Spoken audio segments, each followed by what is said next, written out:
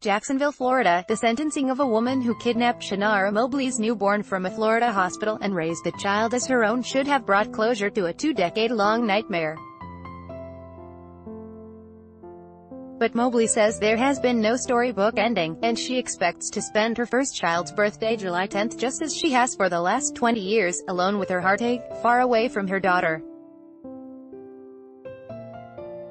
Shannara Mobley, birth mother of Kamiyah Mobley, smiles as she leaves the sentencing hearing for Gloria Williams, Friday, June 8, 2018, at the Duval County Courthouse in Jacksonville, Florida.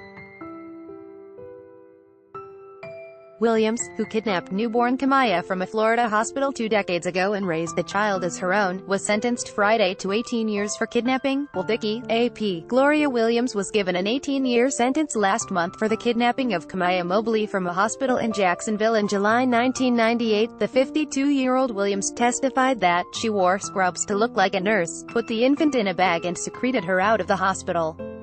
She said she was in an abusive relationship at the time and suffering from depression. Read more. Article continued. Belarus woman who kidnapped newborn in 1998 and raised it as her own sentenced to 18 years. Florida woman kidnapped as newborn from hospital found 18 years later. Williams raised Kamiyah Mobley, who grew up as Alexis Monego, in Walterboro, South Carolina, until her arrest in 2017. The girl did not learn her true identity until she discovered she could not get a driver's license without a valid birth certificate or social security card. After finding out her true identity, Mobley told a friend about it. Eventually, the National Center for Missing and Exploited Children received an anonymous tip about Kamiyah's whereabouts, and Williams was arrested. When Mobley learned her daughter was alive, on Jan. 13, 2017, she likened the joy to giving birth all over again. "It was one of the happiest days of my life," Mobley said in an interview with the Florida Times-Union.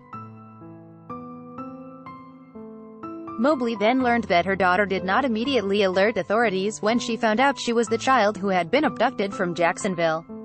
She said she was willing to look past that disappointment and expected her daughter to want to be a part of Mobley's life. "We were going to be this big, happy family," she said. Article continued below. But Mother's Day came and went without recognition from her daughter.